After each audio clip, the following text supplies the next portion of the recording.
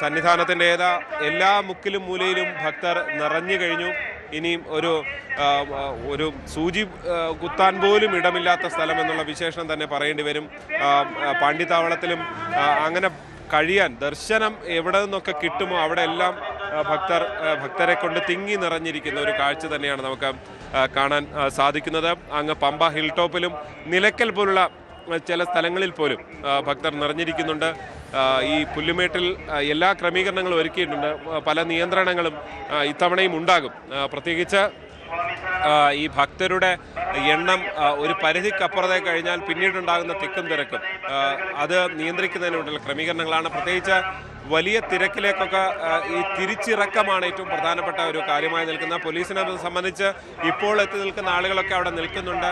പക്ഷേ ഈ ഒരു മകരജ്യോതി ദർശന സമയത്തുണ്ടാകുന്ന തിക്കും തിരക്കും തിരിച്ചുള്ള ഇറക്കം ഇത് സുഗമമായി നടത്തുക എന്നുള്ളതാണ്. സാധാരണ ശബരിമലയിലേക്കുള്ള വരവിന് വലിയ ക്രമീകരണം നടത്തി ആളുകളെ കടത്തിവിടാറുണ്ട്. പക്ഷേ തിരിച്ചിറക്കമാണ് പോലീസിനെ സംബന്ധിച്ച് ഏറ്റവും പ്രധാനപ്പെട്ട ഒരു ജോലിയായി മാറുക. അതിനപ്പുറത്തേക്ക് ആ സമയത്ത് ഈ ഒരു KSRTC അടക്കം താഴെ അടക്കം വലിയ ബുദ്ധിമുട്ടുണ്ടാകാൻ വേണ്ടിയുള്ള ക്രമീകരണങ്ങളും ഉണ്ടല്ലേ? അതെ, 16 സർവീസുകൾ ഉണ്ടാവുന്നൊക്കെയാണ് പറയുന്നത്. നമുക്കറിയാം ഇവിടെ വരുന്ന ആളുകളൊക്കെ നമ്മൾ കഴിഞ്ഞ 4 ദിവസമായിട്ട് കാണുന്നതാണ്. പല സമയങ്ങളിലായി വന്ന് ഈ ഓരോ പ്രദേശത്ത് കാത്തിരിക്കുന്നവരാണ്. അവരെ സംബന്ധിച്ച് ഈ ഒരു നിമിഷം എന്നുള്ളതാണ് ഏറ്റവും പ്രധാനപ്പെട്ട ഒരു കാര്യം. അതിനുശേഷമുള്ള തിരിച്ചിറക്കം എന്നുള്ളത് സന്നിധാനത്തിൻ്റെ ഒരു വലിയൊരു തലവേദന തന്നെയാണ് പോലീസിനെ സംബന്ധിച്ച്. നമ്മൾക്ക് ഓരോ തവണയും പോലീസുകാർ പറയുന്ന ഇവിടെ നിന്ന് ഡ്യൂട്ടിക്ക് ഇത് കഴിഞ്ഞ് തിരിച്ചിറങ്ങി പോകുന്നതാണ് ഏറ്റവും വലിയ ആശങ്ക ഉണ്ടാക്കുന്ന കാര്യം ഇത്രയും ആളുകൾ ഒന്നിച്ചല്ല എത്തുന്നത്. പല സമയങ്ങളിലായിട്ടാണ് ഇവരൊക്കെ എത്തിച്ചേർന്ന് ഇതാവുന്നത്. അതൊരു അപ്പോൾ വലിയ ക്രൗഡിൻ്റെ അല്ല. പക്ഷെ തിരിച്ചിറങ്ങുമ്പോൾ എല്ലാവരും ഒന്നിച്ചിട്ട് ഇറങ്ങി പോവുക, അവിടെയാണ് എല്ലാവർക്കും ഒരു ആശങ്ക ഉണ്ടാക്കുന്ന ഒരു വലിയ അതുകൊണ്ടാണ് പുല്ലുമേടുന്ന ആരും ഇങ്ങോട്ട് താഴത്തേക്ക് ഇറങ്ങാൻ പാടില്ല, എല്ലാവരും സത്രത്തിലേക്ക് തിരിച്ചു പോയിട്ടേ വരാവൂ എന്നുള്ളൊരു നിർദ്ദേശമൊക്കെ പോലീസിൻ്റെ ഭാഗത്ത് നിന്ന് ഉണ്ടായിട്ടുള്ളത്. എന്നാണെങ്കിലും വലിയ തിരക്ക് കഴിഞ്ഞ വർഷത്തെ അപേക്ഷിച്ച് അതിനേക്കാൾ വലിയ തിരക്ക് അനുഭവപ്പെടുന്നുണ്ട്. അതിനനുസരിച്ചുള്ള സൗകര്യങ്ങൾ ഇവിടെ ഇല്ല എന്നുള്ളതൊരു വസ്തുത തന്നെയാണ്. പക്ഷേ ഈ പറയുന്ന രീതിയിൽ ഇതിനൊക്കെ മറികടന്ന് തീർത്ഥാടകരുടെ ഒരു കാത്തിരിപ്പാണ് ഇന്ന് വൈകുന്നേരത്തെ മകരവിളക്ക് തെളിയുന്ന ആ ഒരു നിമിഷത്തിന് വേണ്ടിയിട്ട്. എന്നാണെങ്കിലും ഈ ബുദ്ധിമുട്ടുകളൊക്കെ ഭക്തി എന്ന ആ വലിയ ശക്തിക്ക് മുമ്പിൽ, വിശ്വാസത്തിന് മുമ്പിൽ ഇവിടെ ഇല്ലാതാവുന്ന ഒരു കാഴ്ചയാണ് കാണുന്നത്.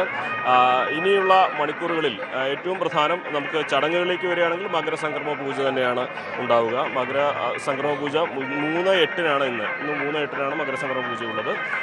കവടിയാർ കൊട്ടാരത്തിൽ നിന്ന് കൊണ്ടുവന്ന നെയ്യ്, അഭിഷേകം നെയ്യ് വെച്ചാണ് അഭിഷേകം ഉണ്ടാവുക.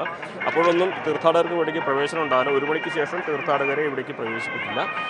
എന്നാണെങ്കിലും വലിയ ഒരു തിരക്ക് അനുഭവപ്പെടുന്നു. അതിനനുസരിച്ചുള്ള ആവേശത്തിലാണ്. സത്യത്തിൽ പറഞ്ഞാൽ തീർത്ഥാടകരെയൊക്കെ സംബന്ധിച്ച് ഇന്ന് ആ വൈകുന്നേരത്തേക്കുള്ള ആ ഒരു മൊമെൻറ്റിനുള്ള കാത്തിരിപ്പിലാണ്, ഒരു ഹൈ മൊമെൻ്റ് എന്നൊക്കെ പറയുന്ന കാത്തിരിപ്പിലാണുള്ളത്. അനവധി സൗകര്യങ്ങൾ ഒരുക്കും എന്ന് പറയുമ്പോൾ എനിക്ക് സംശയം തോന്നുകയാണ്. കാരണം എവിടെയൊക്കെ ഒരുക്കാൻ കഴിയും എന്ന പരിമിതിയുണ്ട്. കാരണം ഈ സന്നിധാനത്ത് ഏതാണ്ട് എല്ലായിടത്തും ഭക്തരെ കൊണ്ട് നിറഞ്ഞു നിൽക്കുകയാണ്. അപ്പോൾ അവിടെയെല്ലാം പന്തലുകൾ ഒരുക്കുകയോ ഒക്കെ ചെയ്യേണ്ടി വരുന്ന സാഹചര്യമാണ് ഉള്ളത്. അത് ഒട്ടും എളുപ്പമല്ല എന്നുള്ളത് തന്നെയാണ് നമ്മൾ കരുതേണ്ടത്. അതിനപ്പുറത്തേക്ക് ഈ സ്ഥലങ്ങളിലെല്ലാം പരമാവധി എന്താ പറയുക, കുടിവെള്ളം എത്തിക്കുക. കഴിഞ്ഞ വർഷം മുതൽ ചെയ്തതാണ്. ഈ സ്ഥലങ്ങളിൽ ഈ പാകം ചെയ്യുന്നത് ഒരു വലിയ പ്രതിസന്ധിയായി നിന്നിരുന്നു.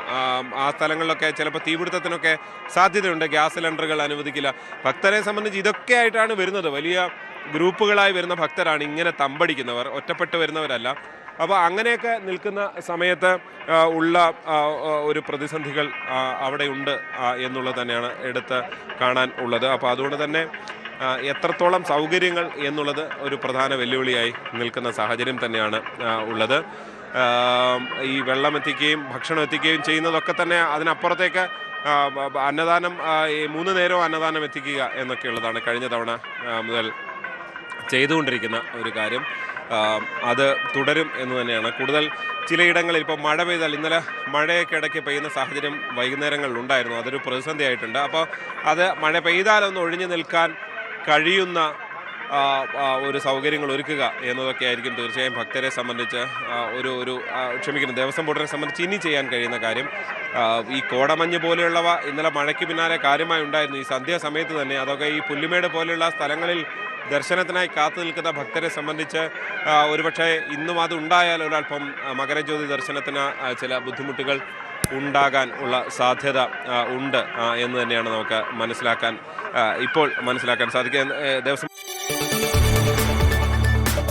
കൂടുതൽ വാർത്തകൾക്ക് news 18 Keralam YouTube channel subscribe ചെയ്യുക.